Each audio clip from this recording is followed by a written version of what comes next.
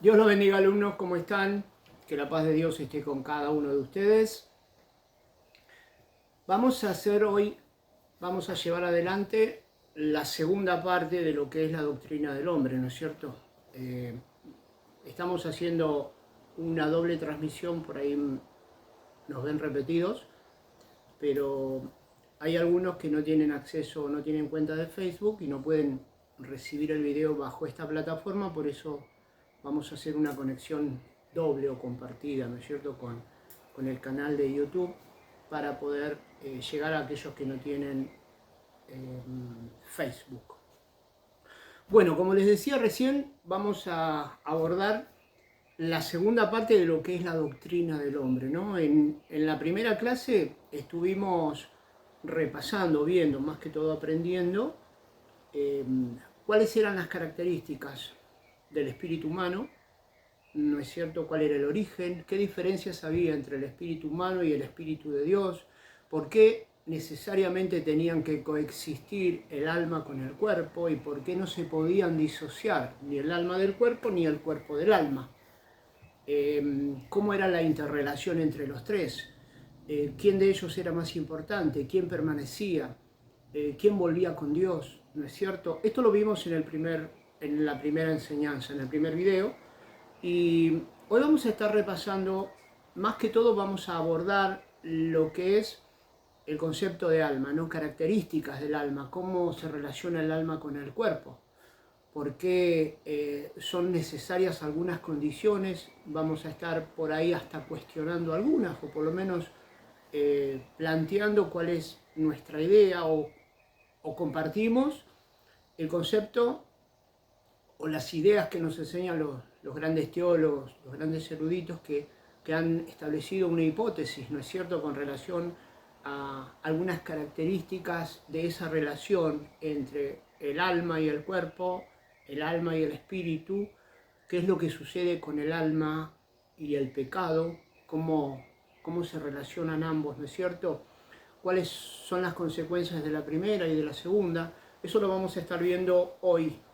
Vamos a hacer lo posible de poder llegar y desarrollar toda esta primera parte. Después vamos a subir otro video en donde estemos terminando, digamos, y ahí vamos a estar hablando de la sangre, ¿no? La relación entre el alma, el cuerpo y la sangre. Y todo esto en su conjunto, cómo se relacionan con Dios, ¿no es cierto? Como base va a ser para los chicos tanto de Morón como de Pontevedra, la base va a ser el material. Voy a tratar en lo posible de no deslizarme ni para un lado ni para el otro, como para no abordar otros temas que no estén en el material y que sí les voy a estar pidiendo en el examen el día de mañana a los chicos de Morón y el sábado que viene a los de Pontevedra, ¿no es cierto? El alma humana, la naturaleza humana, digamos, ¿cuál es el origen? ¿Cómo es? ¿Qué características tiene el alma, no es cierto? El alma es el principio vivificante e inteligente que anima al cuerpo humano empleando los sentidos. Acá empezamos a manejar tres variables. Ya las manejamos, pero las vamos a destacar ahora. Primero, es el principio vivificante, el alma, ¿no es cierto? El alma es el principio vivificante e inteligente, ¿no?, que vivifica el cuerpo humano empleando los sentidos. Inteligencia, digamos, es vivificado el cuerpo, porque el cuerpo sin el alma no sería un cuerpo inerte. El cuerpo sin el alma sería como un pedazo más de un trozo de material inorgánico, aún ni siquiera orgánico, inorgánico, ¿no es cierto?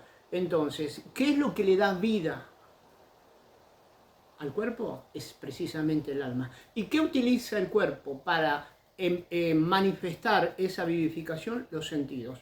Cuando veamos o desarrollemos, mejor dicho, cada uno de estos sentidos, vamos a ver la importancia que tiene y cómo todo esto termina, digamos, corrompiendo un alma que ya estaba en condición caída, ¿no es cierto? Cómo esto termina de alguna manera influyendo sobre el alma que utiliza el cuerpo a través de los sentidos para expresarse como tal. Cuando nosotros enseñamos y aprendemos del apóstol Pablo, cuando él decía que esa condición caída, esa naturaleza caída de la cual no nos podemos desprender, es la que realmente camina adelante y que tiene que ser sometida al Espíritu. Ahora yo le preguntaría a alumnos, esa carne, digamos, esa naturaleza caída, ¿tiene que estar sometida al espíritu humano o al espíritu de Dios? Acuérdense que nosotros vimos la relación entre el espíritu del hombre y el espíritu de Dios. ¿Quién estaba primero? ¿Quién había sido, digamos, elaborado primero? Eso ya lo vimos, pero ahora seguramente vamos a estar haciendo un punteo con relación a esos temas que ya vimos y que los vamos a repasar, aunque más no sea de manera superficial. El alma debe su existencia al hálito sobrenatural del Espíritu Santo. Hablamos de hálito y vimos, ¿no? Cuando Dios había creado al hombre, cuando Dios creó al hombre de una porción de materia inorgánica, por eso la expresión dice de un poco de barro Dios hizo al hombre y sopló el hálito de vida, digamos, ese espíritu de vida, ese espíritu que hizo que el cuerpo tuviera vida, que el alma tuviera, digamos, estamos hablando del alma, ¿no es cierto?, el espíritu humano, que tuviera, digamos, que no fuese nada más que un material inerte, digamos, como cualquier otro material. Lo podemos describir como espiritual y viviente, puesto que procede de Dios. Estamos hablando de la naturaleza humana, ¿no es cierto?, del alma humana y la naturaleza. Dijimos que lo podemos describir como un espíritu, digamos, con una parte espiritual y viviente, puesto que procede de Dios, ¿no? El hálito de vida fue dado por Dios. Ahora, la describimos como natural, puesto que opera mediante el cuerpo. Por un lado, podemos describirla como que viene de Dios, porque fue creación de Dios, es creación de Dios, pero al mismo tiempo, el material acá nos enseña, dice que opera mediante el cuerpo. Sin embargo, y esta es una aclaración que ustedes ya la tienen en el material, no debemos inferir que el alma es parte de Dios. El alma no es parte de Dios. El alma no es parte, digamos, si bien tiene un origen divino, porque es Dios el que dio el hálito de vida, no es parte de Dios. Ahora vamos a ver por qué. Puesto que el alma peca, el alma está hundida, sumergida en delitos y pecados como consecuencia, digamos, de la primera desobediencia de los primeros padres, ¿no es cierto?, que después fueron heredadas y transmitidas a todos los hombres, todas las generaciones. Bueno, esta alma peca. Entonces, si el alma peca, no puede tener un origen, no puede ser Dios, no puede ser parte de Dios, ¿no es cierto? Cuando nosotros entendemos y hemos conocido a un Dios que por sobre todas las cosas es santo. Un alma que peca estaría mancillando, digamos, ensuciando, es la traducción más común, la santidad de Dios. Dios es santo, Dios es 3 veces santo. Bueno, esta alma que peca no puede ser parte de Dios. Sí es creación de Dios, pero no parte de Dios. Entonces, podemos definirla de manera un poco más correcta como el don y la obra de Dios. ¿Podemos decir que el alma es el don y la obra de Dios? Sí, ahí estamos acercándonos a este pasaje, digamos, lo podemos nosotros ver reflejado en el libro de Zacarías, capítulo 12, versículo 1, ¿no es cierto?, que hace mención al don y la obra de Dios. Estamos hablando del alma. El tema de hoy es el alma. Veamos 4 aspectos, ¿no es cierto?, con relación a lo que estamos viendo y aprendiendo del concepto de alma. Veamos 4 aspectos que son importantes a tener en cuenta, ¿no?, que nosotros tenemos que tenerlo en cuenta. 1. El alma distingue la vida del hombre y de la del animal, de las cosas inanimadas y también de la vida inconsciente del reino vegetal. Repito, el alma, estamos hablando del alma, el alma humana, digamos. El alma distingue la vida del hombre y del animal y de las cosas inanimadas y también de la vida inconsciente del reino vegetal, ¿no es cierto? Cuando hablamos del reino vegetal estamos hablando de toda esa porción vegetativa, ¿no es cierto? Cuando hablamos del reino vegetal con relación al reino animal, si bien tienen características muy parecidas, porque desde el punto de vista biológico, la biología establece como organismo vivo todo aquel que, primero, metaboliza, o sea, respira. La respiración, tanto una planta como los animales, que son los seres inferiores, o como nosotros, todos respiramos. Es más, respiramos casi de la misma manera. Y no estoy hablando de la respiración que conocemos, que esta es la respiración física. La respiración es la que se conoce como respiración celular, pero no nos vamos a meter en ese tema porque por ahí estaríamos confundiendo, ¿no es cierto? Que es una serie de procesos metabólicos. Esos mismos procesos metabólicos que ocurren en un ser vivo, como un animal superior, un animal inferior y las plantas, todos ellos tienen como común denominador que están vivos, ¿no es cierto? Entonces ahí nosotros tenemos una clara diferencia. El alma distingue la vida del hombre y del animal de las cosas inanimadas, como por ejemplo, podemos decir que dentro de esas cosas inanimadas están los vegetales o las plantas, cuando a veces quedamos sorprendidos de las estrategias que han desarrollado algunas plantas, especialmente las carnívoras, ¿no? Para poder atrapar a sus presas. ¿Qué diferencia hay entre las plantas carnívoras de las que no lo son?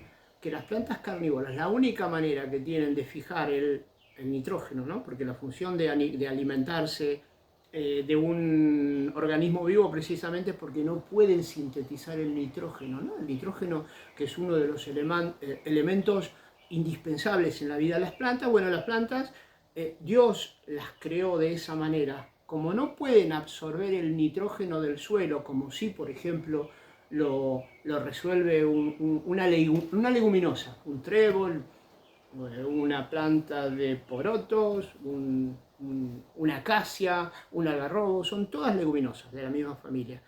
Una de las características de estas plantas es que precisamente tienen la capacidad de fijar el nitrógeno. ¿Por qué? Porque ellas, todas las leguminosas, todas, desde el trébol hasta la acacia más grande, tienen la posibilidad de asociarse. Eso quiere decir, con una serie de bacterias, ¿no? Que no importa el nombre ahora, esas bacterias que están asociadas en la raíz de las plantas toman el nitrógeno y se la dan a la planta. Ese proceso se llama simbiótico.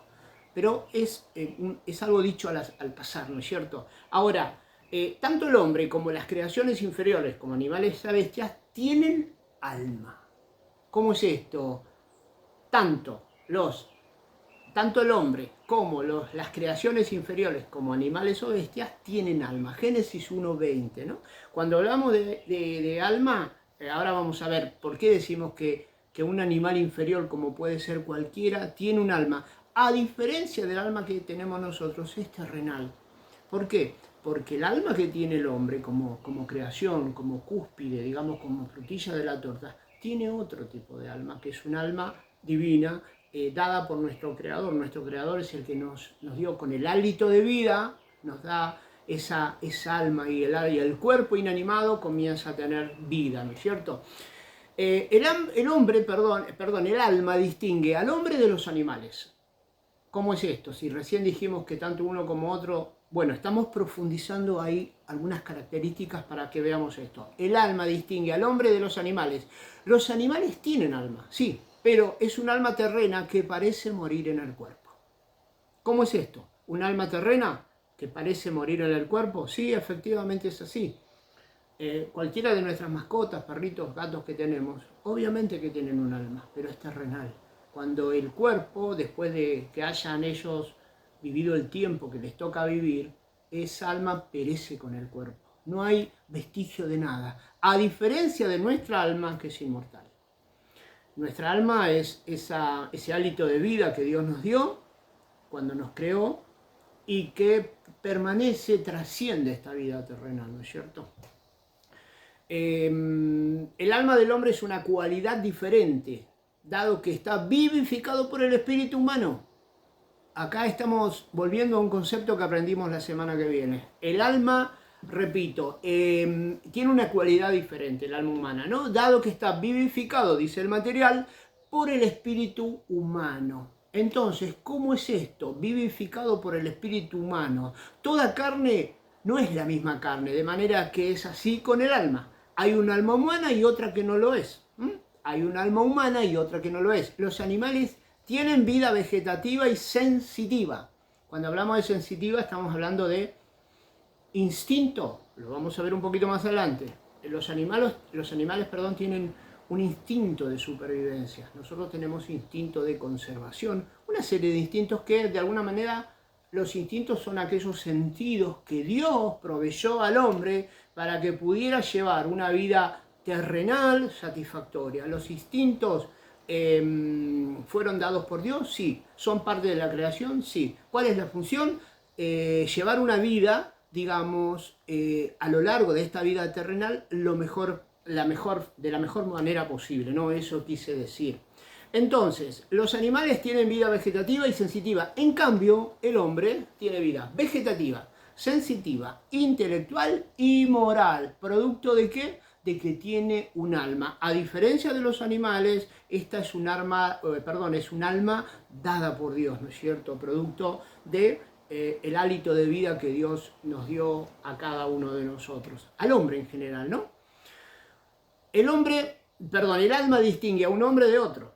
De una forma, y de esta manera la base de la individualidad. El vocablo alma, digamos, el origen, o el vocablo, la palabra alma, ¿no es cierto? Es utilizado con frecuencia en el sentido de la persona. Cuando en Éxodo 1.5 dice las 70 almas, está hablando de 70 personas, ¿no? En este sentido, el concepto alma hace referencia a una persona. Un alma es una persona que tiene un cuerpo físico, un espíritu humano, y cuando tenga la posibilidad de conocer a Cristo, ese espíritu humano estará relacionado con el Creador. Entonces, ese espíritu humano y esa alma se conectarán con Cristo, con Dios, con nuestro Redentor. Y comienza lo que se conoce como el proceso o la doctrina, que la hemos aprendido ya, la doctrina de la regeneración, porque hay un principio vivificante que es producto de la relación, de ese contacto con nuestro Creador, en donde los dos espíritus, el espíritu de Dios y el espíritu del hombre, se entrelazan de manera tal que ya no es posible separarlos. Así como habíamos hablado en la primera clase, de que no había ninguna posibilidad de disociar el alma del cuerpo o el espíritu del cuerpo. ¿Por qué? Porque la consecuencia inmediata es la muerte física. Cuando la persona muere, el alma, digamos, se despega del cuerpo, ¿no es cierto? El alma se separa del cuerpo. Obviamente que cuando hay esa separación, esa disociación, es porque la vida terrenal, la vida física, llegó a su fin. El alma distingue al hombre no solo de los órdenes inferiores, o sea, de las creaciones inferiores, sino también de los órdenes superiores de la vida. No se encontró referencia alguna respecto al alma de los ángeles, de alguna manera como para relacionarnos con el tema de las clases anteriores, ¿no es cierto? Cuando habíamos hablado de que los ángeles no morían, porque no se conoce un ángel muerto, no se conoce, o la Biblia no describe de ángeles que hayan envejecido, no describe ángeles que hayan enfermado. Estas características no las describe la Biblia, ¿no es cierto? Entonces, dijimos que no se encontró respecto al alma que los ángeles tienen, digamos, no se encontraron ángeles, o la Biblia no nos detalla o no nos cuenta de ángeles que hayan llegado a su fin o hayan enfermado, ¿no es cierto? Dijimos que no se encontró referencia alguna respecto al alma de los ángeles porque no tienen cuerpos similares a los seres humanos. Dijimos que los ángeles, esto lo vimos en clase, son seres espirituales, seres creados de la nada por Dios, salvo una excepción, ya lo hemos mencionado. Y bueno, en cuanto al cuerpo, ellos no tienen esta parte material que sí tenemos nosotros. Entonces ahí tenemos claramente una diferencia. El hombre se convirtió en ánima viviente, es decir, un alma que satura el cuerpo terrenal sujeto a condiciones terrenales, ¿no es cierto? Un alma que satura el cuerpo. Acá tenemos que entender esto. Nuestra alma, el alma que tiene, el alma, digamos, ese hálito viviente que tiene el hombre, es el que satura el cuerpo. Por eso en esa saturación no hay posibilidad de disociarlo, no hay posibilidad de separarlo, porque eso implicaría, obviamente, la muerte. Ahora, Vamos un poquito más abajo y vamos a comenzar con el origen del alma, ¿no? Qué nos dicen las escrituras con el origen, con relación al origen del alma? ¿Qué nos dice la Biblia? Tenemos pasajes bíblicos que de alguna manera nos relatan cómo es ese origen, el alma. Piensen esto, hasta ahora hemos aprendido que dentro del área del alma, como seres tripartitos que somos, cuerpo, alma y espíritu, en el área del alma tenemos todo aquello que hace, que guarda relación con nuestros sentimientos, con el conocimiento, con el intelecto. Cuando hablamos del corazón, precisamente, o cuando se habla del corazón, estamos hablando de esta área almática, ¿no es cierto? Que no solamente implica los sentimientos, sino también el conocimiento, la personalidad, el carácter, todas aquellas características que hacen al hombre, ¿no es cierto? Entonces, veamos qué nos dice la Biblia, ¿no es cierto? Algunos eruditos, algunos estudiosos de la Biblia, se animaron a dividir este concepto del origen del alma en dos pensamientos. Dos pensamientos, podríamos decir algo parecido a dos escuelas de pensamiento, sí, a dos formas de abordar un tema, también podemos definirlo como esa manera. El primero, ¿qué es lo que nos dice el primer grupo con relación al origen del alma? Un grupo afirma que que cada alma individual no es recibida de los padres.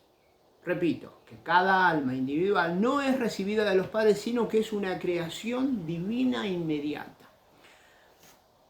Esto podría decir que nosotros no recibimos herencia de nuestros padres con relación a las características del alma. Es una postura, ¿sí? En Isaías 57:16, en Hebreos 12:9, hace mención a esto. ¿Qué dice el otro grupo de pensamientos o la otra escuela de pensamientos? Otros piensan que el alma es transmitida por los padres. El alma, digamos, toda esa alma, el área del alma, es transmitida por los padres. Afirman que la transición de la naturaleza pecaminosa de Adán a la posteridad milita contra la creación divina del alma, ¿no es cierto? Asimismo, arguyen en favor el hecho de que las circunstancias de los padres son transmitidas a los hijos, ¿no es cierto? Juan 1:13 y Juan 3:16. Ante estas dos posturas, ante estas dos formas de pensar o de interpretar el origen del alma, nosotros podemos hacer un resumen, buscar un punto medio y decir, en definitiva, el origen del alma puede explicarse mediante la cooperación del creador y de los padres. Acá tenemos algo parecido a la doctrina del calvinismo y el arminianismo, ¿no es cierto? Vamos a tomar lo bueno de uno, vamos a tomar lo bueno de otro, vamos a buscar un punto medio, aunque algunas posturas dicen que los grises no son recomendables. Bueno, en algunos aspectos sí, buscar, como dice la palabra, no tomar lo bueno, retener lo bueno y desechar lo que no es bueno o lo que no nos edifica, ¿no es cierto? Repito, el origen del alma puede explicarse mediante la cooperación del creador y de los padres. El hombre engendra al hombre en concurrencia con el Padre de los Espíritus, ¿no es cierto? El poder de Dios controla y satura al mundo, de manera que todos los seres nacen de acuerdo a las leyes que Él ha ordenado. En definitiva, alumnos, esto es así. Uno puede decir, ¿hay algo que se le puede haber escapado a Dios? No. ¿Hay algo que está fuera de la esfera o no está al alcance de Dios? No. Un segundito, que acá tengo. Ahí está. Justo me sonó el alarma de los medicamentos, pero bueno, es así. Suele pasar. Dijimos que Dios controla y satura al mundo, ¿no es cierto? Controla y satura al mundo. De manera que todos los seres nacen de acuerdo a las leyes que Él ha ordenado, que Dios ha ordenado, ¿no es cierto? Entonces, acá tenemos un punto intermedio y no podemos quedar con esa definición de alma, ¿no es cierto? Ahora, el punto siguiente, más o menos ya hemos hablado de cómo está formada el alma, cómo es el origen o cuáles son las posturas que nos ayudan a tratar de entender el origen del alma. Veamos cómo está o cómo es esa relación del alma con el cuerpo. Dijimos que el cuerpo físico es el asiento del alma, sí, así como el alma es el asiento del Espíritu Santo, el cuerpo puede ser el envase que contiene al alma. ¿El alma es lo que vivifica el cuerpo? Sí. El alma es lo que le da vida, movimiento, que le da existencia al cuerpo. Porque sin alma un cuerpo sería como un pedazo de material comparado con cualquiera. No habría diferencia, es lo que le da vida. Ahí nos remitimos a Génesis 1:20, cuando Dios dice que le infunde el hálito de vida, ¿no es cierto? Veamos algunas características que nosotros vamos a tener en cuenta como para algunos puntos, unos ítems, unos punteos, ¿no? Con relación a esa relación entre cuerpo y alma. ¿Por qué es una relación tan fuerte? ¿Qué características marcan, digamos, a esta relación? ¿Cómo la reconocemos? Veamos. El alma es portadora y tenedora de la vida. ¿Está bien? Sí, sin alma no habría vida. ¿El alma vivifica el cuerpo? Sí. ¿El alma es vivificada a su vez por el espíritu? Sí. ¿El espíritu de Dios vivifica o imprime su impronta al alma humana? Sí. Al mismo tiempo, al espíritu humano, sí. ¿El espíritu humano y el alma están en una misma relación? Sí. Ahora, ¿esa relación es manifestada en el cuerpo? Sí. ¿El cuerpo manifiesta su mover a través de los sentidos? También. Veamos que ahí tenemos 4 conceptos que se relacionan entre sí, que comienzan con el Espíritu de Dios y terminan con la utilización de los sentidos, de los 5 sentidos o de los instintos, vamos a llamarlo, a un poquito más adelante. Allí se sostiene todo lo que pertenece al sostenimiento, riesgo y pérdida de la vida. Estamos hablando del alma exportadora y tenedora de la vida, ¿no es cierto? ¿La vida es la saturación del cuerpo con el alma? Sí, lo vimos recién. Cuando el alma ha desaparecido, repito, alumnos, cuando el alma ha desaparecido, el cuerpo no existe tampoco. Entonces, no tiene sentido la existencia de un cuerpo sin el alma. ¿Vieron? Cuando nosotros queremos graficar de alguna manera un tipo de comportamiento de alguien que de repente no dio todo lo que tenía que dar, o decimos, yendo al ámbito deportivo, por ejemplo, al fútbol, y decimos, este equipo no tiene alma. ¿Qué queremos decir con eso? Es una frase muy repetida, muy usada. Este equipo no tiene alma, no tiene vida, no tiene vida. Un equipo de fútbol sin el alma sería eso precisamente, 11 jugadores que se mueve cada uno para su lugar, en definitiva, haciendo un paralelismo entre ese ejemplo y el nuestro, que es el más, lo que estamos estudiando, lo que estamos tratando de aprender, es precisamente que el alma es la que vivifica el cuerpo, ¿no es cierto? Un cuerpo sin un alma sería un cuerpo inerte. Por eso decimos que cuando el alma ha desaparecido, también desaparece el cuerpo. Todo lo que queda es un grupo de partículas materiales en estado de rápida descomposición. Cuando el alma abandonó el cuerpo, cuando el espíritu volvió con Dios, el alma abandonó el cuerpo y el cuerpo queda en esta vida terrenal, en este, digamos, en este espacio físico, la tierra, comienza, como dijimos recién, todo un proceso de descomposición, todo lo contrario cuando nacemos, que es un proceso, en física se conoce como, hay 2 términos que son no homónimos, sino que son opuestos, ¿no es cierto? Antónimos, podríamos decir. Entalpía y entropía, son 2 conceptos. Uno va en sentido del ordenamiento de las cosas, ¿no es cierto?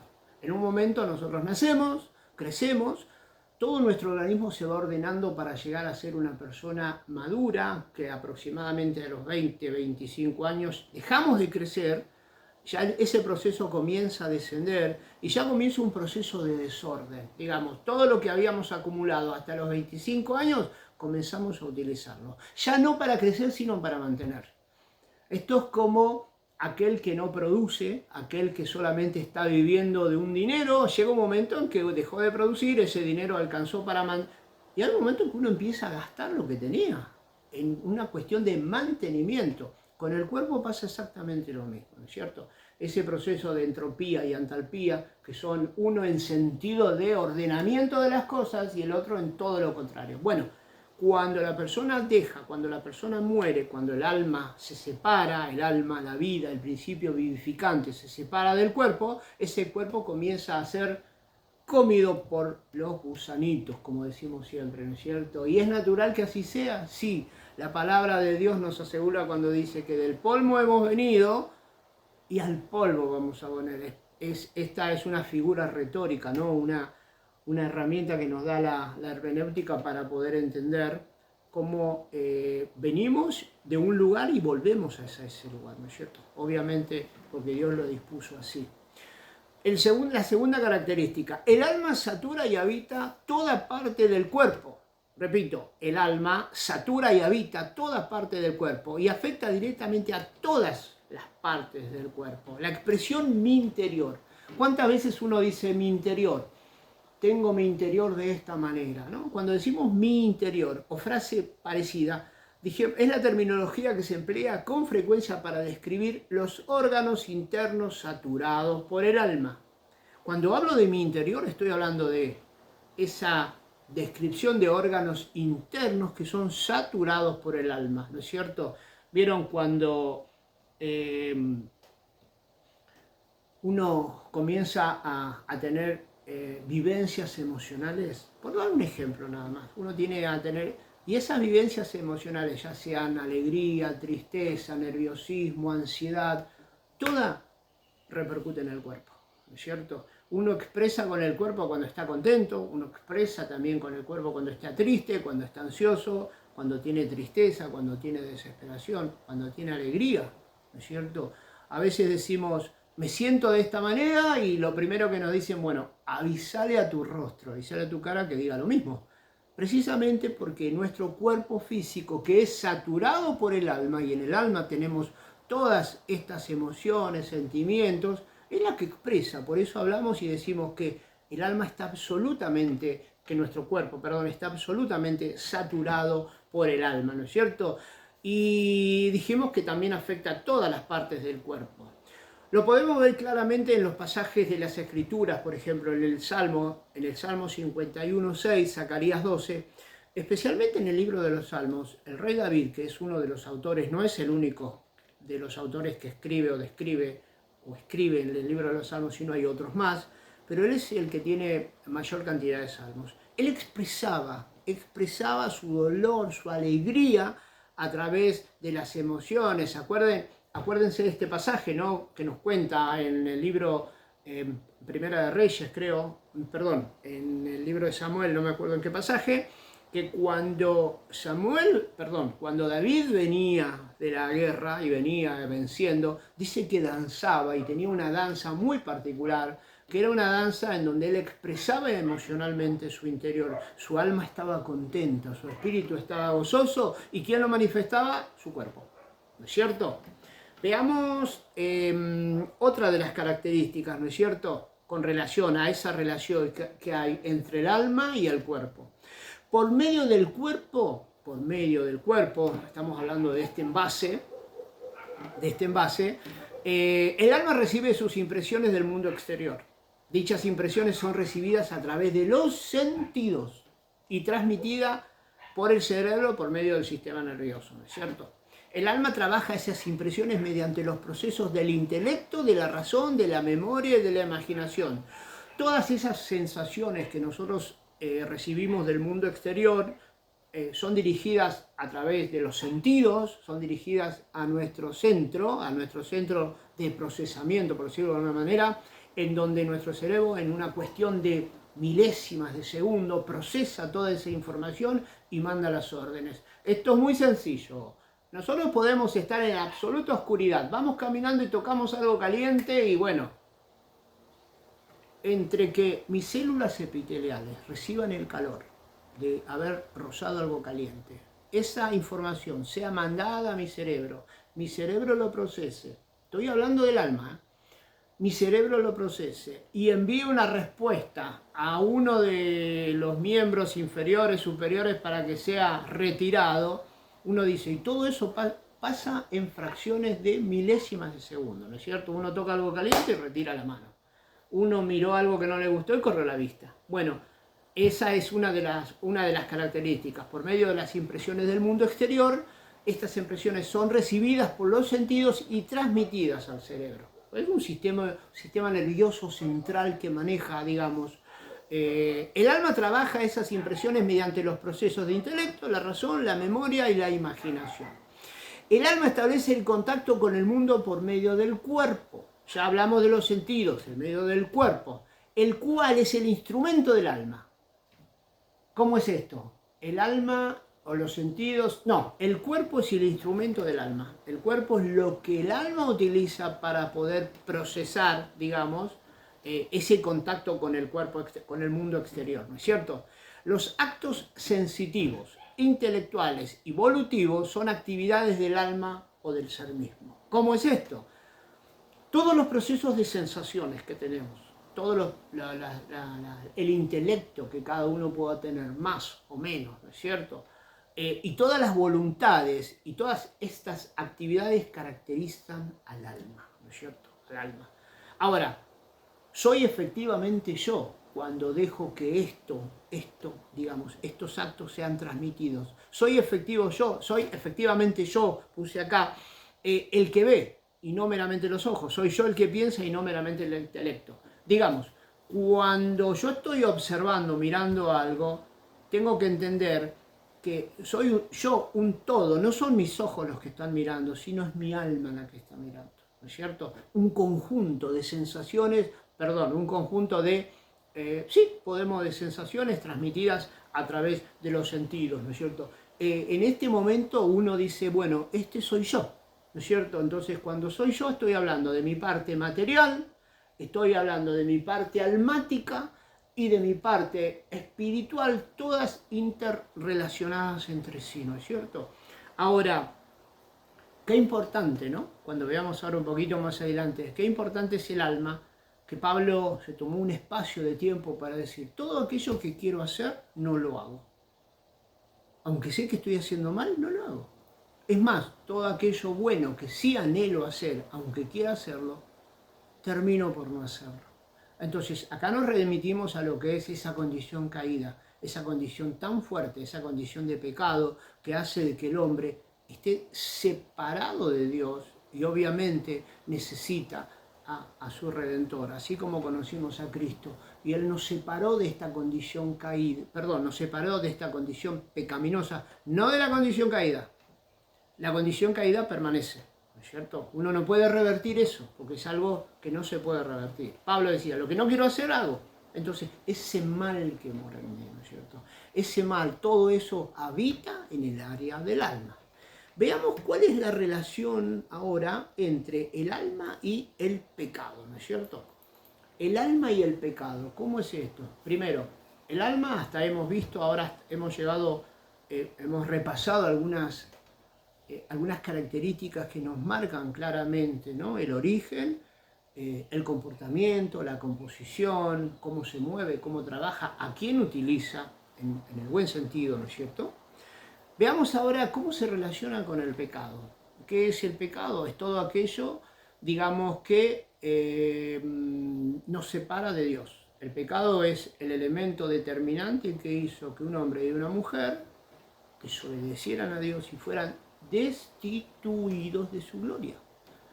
El estar destituido de su gloria implica que estaban separados de la gloria de Dios. Esa relación primera, que era perfecta entre el primer hombre y la primera mujer, es interrumpida, es cortada por el pecado. El pecado es lo que hizo de que separara al hombre de Dios, esa condición de pecado que es la que es transmitida del primer Adán a todas las generaciones, a todos los hombres, ¿no es cierto?, hasta que tengan la posibilidad de conocer a Cristo y esa relación primera pueda ser regenerada. Por eso en Cristo nosotros tenemos la posibilidad de volver a esa situación primera. Por eso un Dios como el que tenemos, que es santo y que no se puede mancillar conteniendo a un hombre que había pecado, ¿no es cierto? Es por eso que el plan redentor que fue elaborado en los cielos, o sea, el plan redentor de Dios no es algo que se le haya ocurrido a Dios después que el hombre y la mujer se equivocaron. No, antes del origen del universo, antes del origen del mundo, antes que el universo fue universo, antes de la nada, Dios ya tenía establecido el plan redentor. O sea que la cruz ya estaba establecida antes de nada, antes del origen de todo, ya estaba la cruz, ¿no? Con todo lo que eso implica. El alma vive su vida natural por medio de lo que llamaremos acá mediante los instintos. Repito, el alma vive su vida natural, esta vida que llevamos, esta vida de nuestra alma, esta relación, estos sentimientos, todo esto que tenemos, que nos hace todo este combo, vive su vida natural por medio de lo que conocemos de ahora en adelante, instintos, ¿no es cierto? Instintos. Los instintos son la fuerza motriz de la personalidad,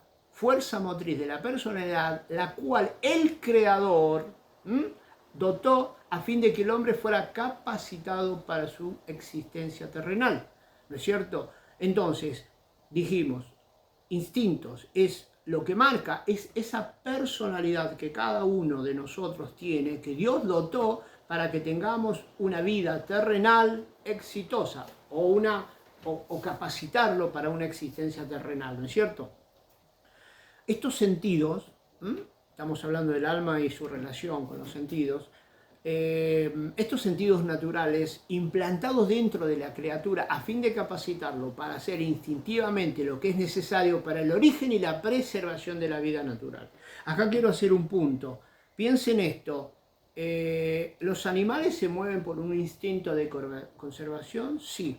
Una de las características que habíamos visto hace unos minutos, era que dentro de las cualidades o las características que desde el punto de vista biológico identifican un ser vivo es precisamente el dejar descendencia, ¿no es cierto? No solamente respirar, no solamente reproducir, sino dejar herencia, ¿no? En este caso subsiste aquel, el que deja herencia es aquel que pudo subsistir, es aquel que pudo imponerse con las características. Estamos hablando del mundo animal inferior, por eso hablo de un instinto de conservación.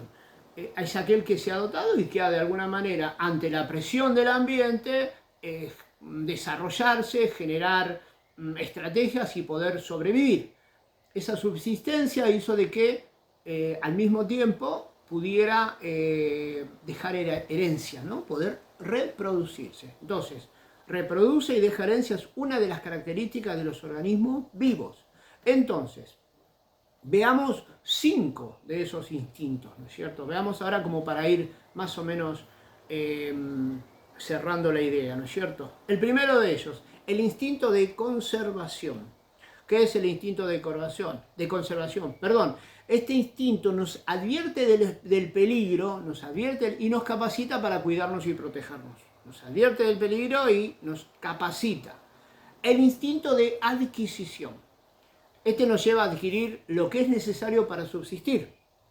El instinto del hambre y, por ejemplo, el querer alimentarnos y tomar agua, por ejemplo, y la sed, nos estimula a buscar alimentos y satisfacer al hombre dentro de lo que es su, conseguir los medios para alimentarse. El instinto de reproducción, lo hablábamos recién un poquito, el cual ayuda a perpetuar la raza, ¿no es cierto? Y el instinto de dominación conduce a desplegar ese espíritu de iniciativa que muchas veces tenemos y afirmación necesario para cumplir con la vocación y la responsabilidad. Ahora, detallando un poquito, desarrollando brevemente algunos de estos instintos que hacen que el alma subsista, que hacen y alimentan al alma, dijimos que el alma vive su vida natural a través de estos instintos. Repito, el alma vive su vida natural a través de estos instintos. El instinto de conservación está implicado en la prohibición y advertencia de que dice, por ejemplo, bíblicamente, ¿no? Donde uno puede encontrar que dentro de las Sagradas Escrituras, inspiradas, como vimos, por Dios, podemos encontrar este instinto. Pero el fruto del árbol que está en el medio del huerto, dijo Dios, no comeréis de él, ni lo tocaréis, para que no muráis. Acá se supone que el instinto de conservación implica, hay peligro, luz roja, no voy para ahí. 2. El instinto de adquisición advierte, es evidente, por ejemplo, Cuando Adán recibe de manos de Dios el huerto del Edén, ¿no? Ahí hay el concepto de adquisición, el concepto de entrega, ¿no es cierto? El instinto de hambre y sed queda expuesto en estas palabras. He aquí os he dado toda planta que da semilla, que está sobre la tierra, y todo árbol en el que hay fruto del árbol que da semilla, y os serán para comer, ¿no es cierto? Bíblicamente acá Dios le dice, tienen todo esto para alimentarse, tienen todo esto para saciar ese instinto del hambre y la sed, ¿no es cierto? Obviamente que el hombre tiene que subsistir, tiene que alimentarse, y implica no solamente alimentos líquidos, sino alimentos sólidos, ¿no es cierto? El instinto de reproducción, cuando Dios dice varón y hembra los creó, ¿m? Y les dijo, y los bendijo, y les dijo, fructificad y multiplicaos. Esto es una ordenanza de parte de Dios, tomémoslo así. Dios le dice, multiplíquense, reproduzcanse, multiplíquense. El último de los instintos, el de dominación, está indicado en el mandamiento que dice, llenad la tierra y sojuzgadla y señoread. Dios le dice, bueno, esto es lo que te di, vos tenés que sojuzgarla, tenés que señorearte. Dios le estaba dando todo esto para que el hombre llevara adelante su vida terrenal, ¿no es cierto? Ahora, en calidad de guía para regular las facultades del hombre, vuelvo a decir, como si es que hubiera un guía, un manual, ¿no es cierto?, para regular las facultades del hombre, Dios impuso una ley, ¿no? Un momento de la historia de la humanidad que Dios dijo, que es precisamente la dispensación de la ley, tiene que haber una ley. Obviamente porque antes la existencia de normativas, en este caso, es una sociedad en donde vive en absoluta anomia, ¿no? Falta de normas. Anomia, falta de normas. Bueno, Dios veía de que era necesaria una ley, ¿no es cierto? Ahora, Dios impuso una ley. El entendimiento del hombre de esa ley, o sea, con respecto a esa ley, produjo la conciencia. Ahí ya teníamos un alma con conciencia. Repito, el entendimiento de una ley produjo conciencia. El hombre ya era consciente de que existía una ley. Si bien de manera tácita siempre la tuvo, ¿no? Porque desde el primer hombre y la primera mujer que son creados, las primeras tribus o las primeras formas de vida siempre elevaron los ojos hacia el cielo y entendían de que había un ser superior a los cuales ellos debían o tenían que someterse. Siempre, el hombre por naturaleza. Eso implica que el espíritu, el alma de todas estas personas, estamos hablando de los primeros habitantes que poblaron la tierra del mundo, ¿no es cierto? Hubo ahí un sello de parte de Dios que era el hálito de vida. Toda creación, todo ser creado, en este caso seres superiores, recibieron ese hálito de vida, ¿no es cierto? Esa alma, ¿no? Ese espíritu vivificante. Ahora, cuando el hombre escuchó la ley, tenía una conciencia instruida.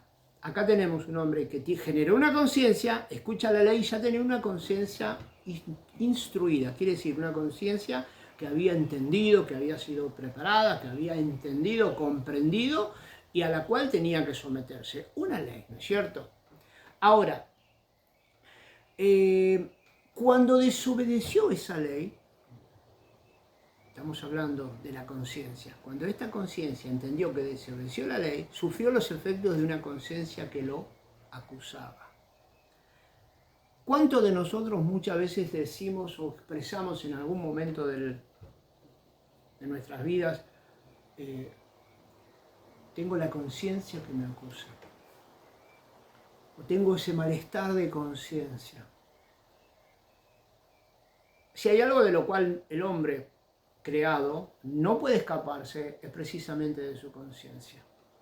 En algunos casos podemos llamarlo el Espíritu Santo.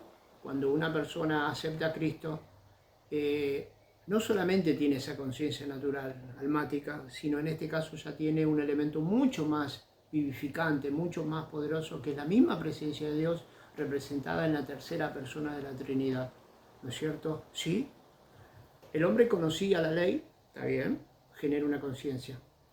Ahora, Cuando el hombre rompe con esa ley, cuando el hombre desobedece a sabiendas esa ley, entonces ahí comienza a generar una conciencia de culpabilidad. Ya había una conciencia que me culpaba, una conciencia que no me dejaba dormir. ¿Vieron cuando nos matamos por ahí, nos mandábamos una macana y teníamos la conciencia que nos perturbaba? Así porque hay algo en mi interior que me está exhortando, que me está mostrando, que me está dando a entender que no me puedo engañar a mí mismo, menos a Dios, ¿no es cierto?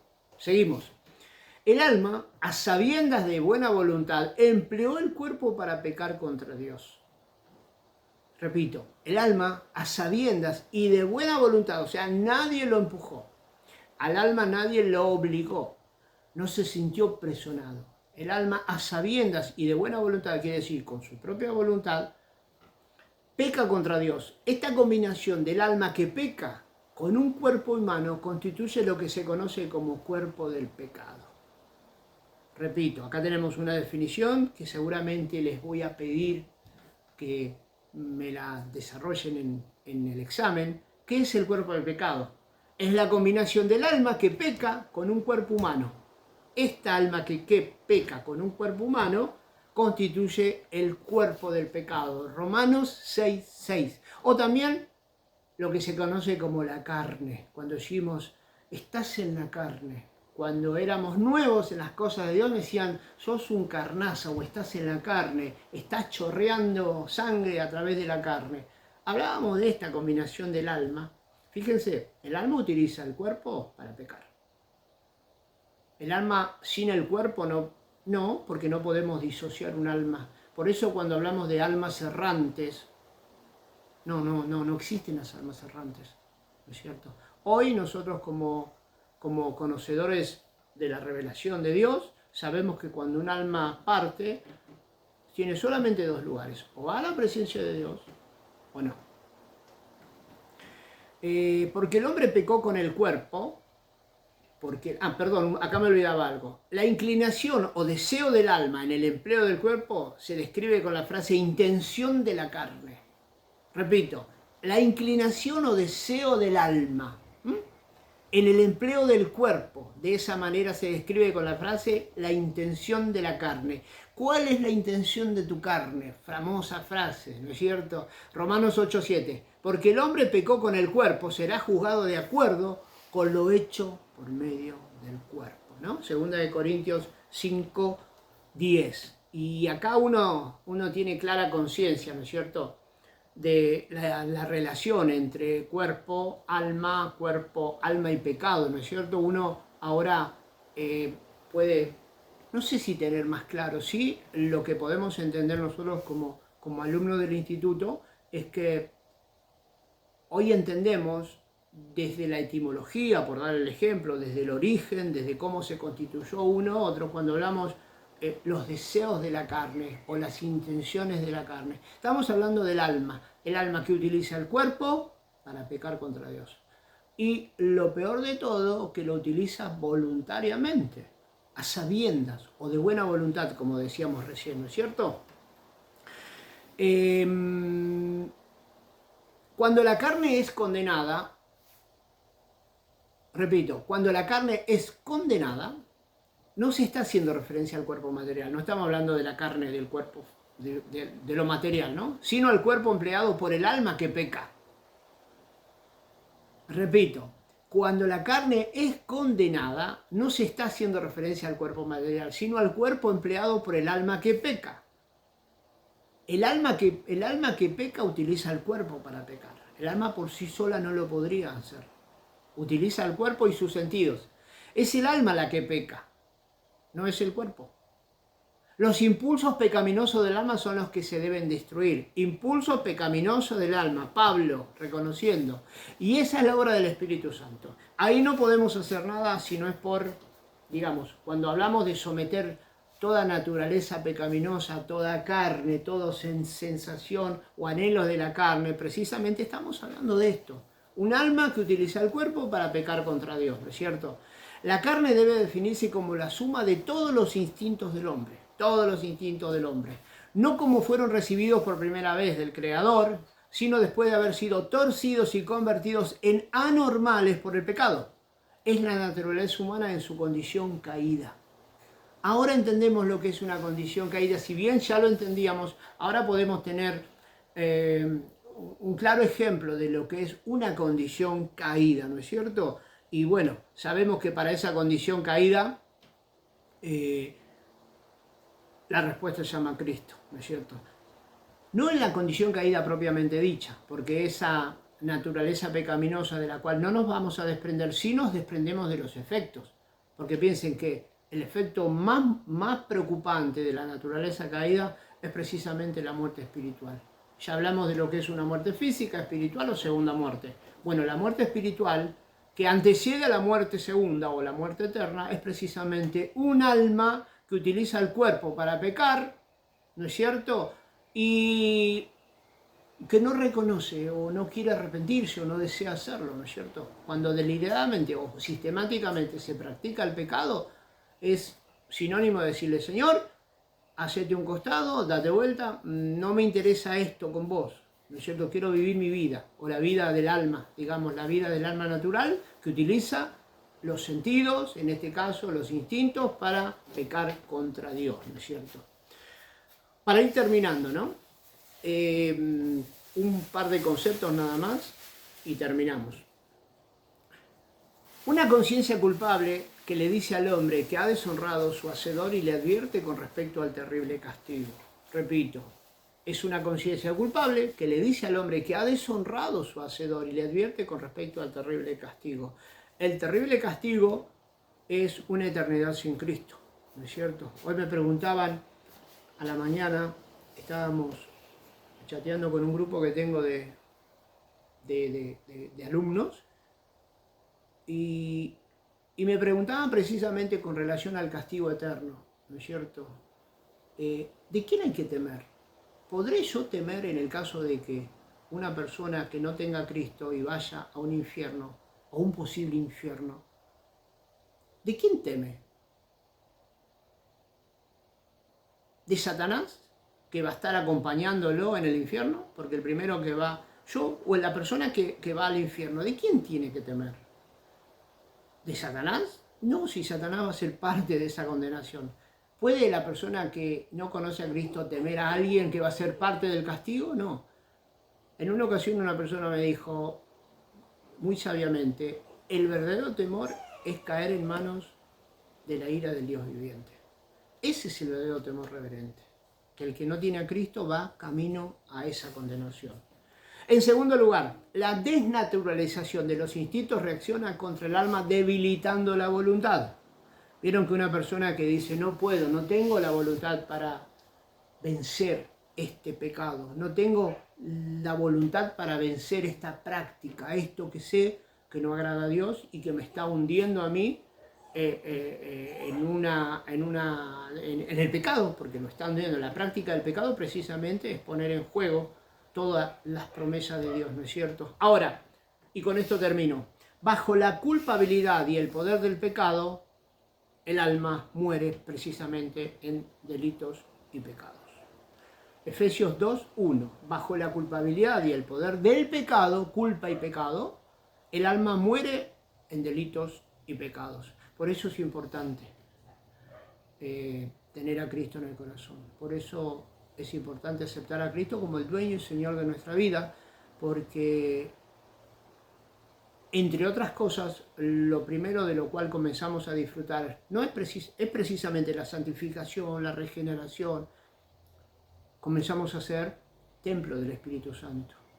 Y nada mejor que tener al Espíritu de Dios en nuestra vida, que es nuestro ayudador, nuestro paracleto, el que va a estar caminando con nosotros, el que nos va a exhortar, el que nos va a guiar, el que va a ser lumbrera a nuestros pies, ¿no es cierto? Y bueno, así como la palabra dice que la palabra de Dios es lumbrera a nuestros pies, es el Espíritu Santo que es el ejecutor de todas estas cosas, el que transforma, el que cambia, el que ayuda, lo más importante que una persona que no tiene a Cristo puede tener. Así que el próximo video, lamento si lo hice por ahí excesivamente largo, pero no quería. En el próximo vamos a hablar, en este caso, el alma con relación al corazón. ¿Acaso no hablamos ya de corazón? como les dijo ahí la, la- la- la pregunta, ¿no? Ahí, el alma y el corazón, y el alma, el corazón y la sangre, ¿no? Y estos tres conceptos relacionados entre sí con relación a Dios. Así que Dios les bendiga, alumnos. Hasta el próximo video, así completamos lo que nos resta de la doctrina del hombre.